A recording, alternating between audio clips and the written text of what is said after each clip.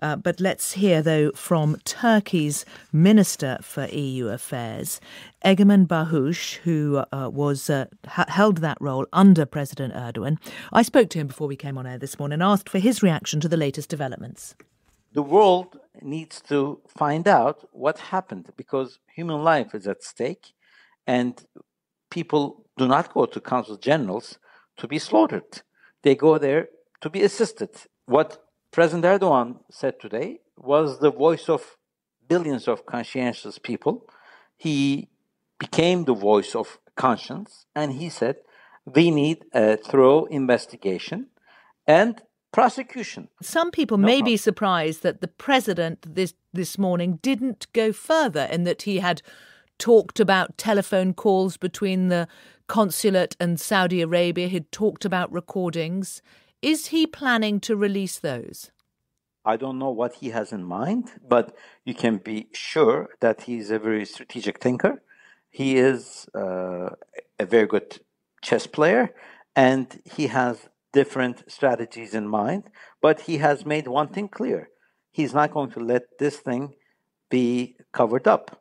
You have no doubt about that there couldn't be a cover-up, that ultimately we will know exactly what happened, because there will be some people who suspect that a deal may be struck between Turkey and Saudi Arabia to let those who truly ordered the killing to get off the hook.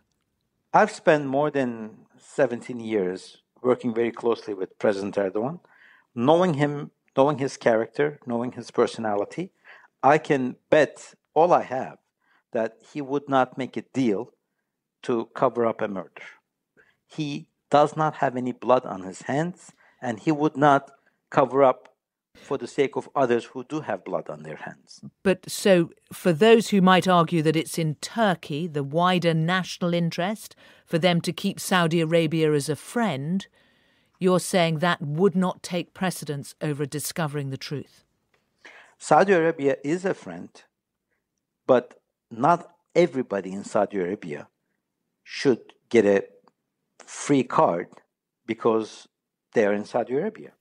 We would not risk our relations with Saudi Arabia, with the whole government of Saudi Arabia. But if there are those individuals, either within the government or the private sector of Saudi Arabia, who are responsible for this vicious attack, they have to come forward and accept responsibility. Do the Turkish authorities believe that the Saudi Crown Prince Mohammed bin Salman was responsible for this murder?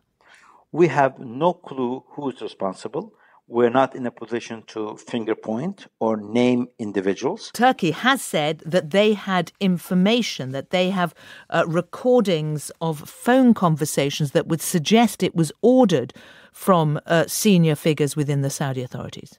I haven't heard any government representative making such a claim. There have been such reports, as you mentioned, in the Turkish media, but no one officially has said that. Until they do, I wouldn't be able to comment. Egemen Bağış talking to me just before we came on air, the former Turkish Minister for EU Affairs. Well, we have now gone